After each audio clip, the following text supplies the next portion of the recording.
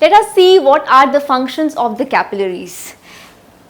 These capillaries actually help in the outward diffusion of oxygen into the intercellular fluid. So, it is going to help in the outward diffusion of oxygen into the intercellular fluid. Then it is also going to help in the inward diffusion of carbon dioxide.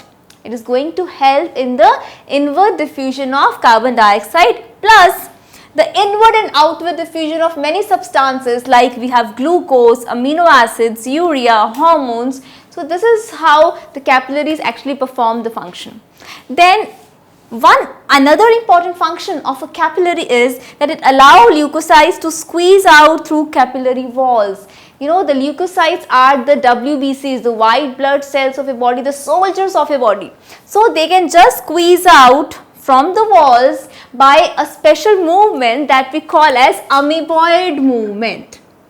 What is it? It is amoeboid movement by which the WBCs or the leukocytes can squeeze out from the capillaries. So, these are the functions of capillaries. Another important function I remember is that in case of capillaries, capillaries have the ability to dilate and constrict. So, they show vasodilation,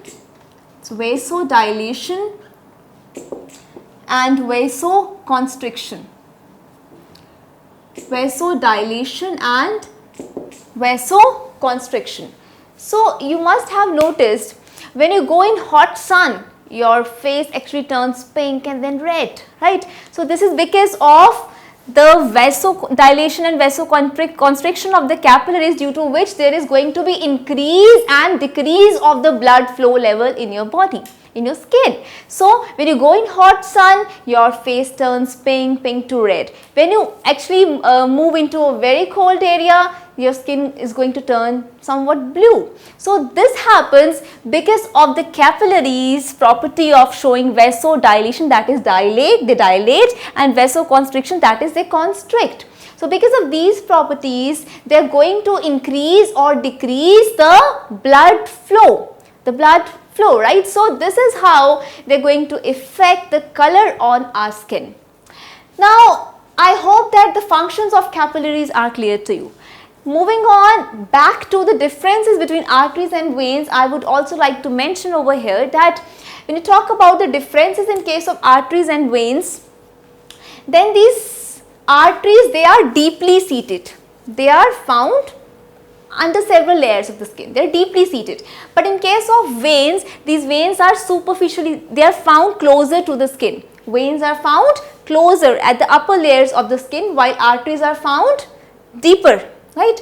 So, in case of artery, when there is no blood, they are not going to collapse.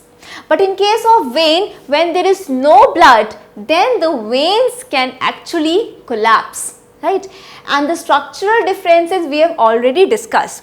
Now, in case of artery, the artery is going to carry oxygenated blood, right, from the heart to all the body parts. So, that there is proper continuous flow of the blood.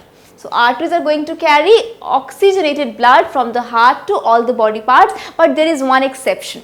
There is one artery that is not going to carry oxygenated blood, and that artery is actually the pulmonary artery.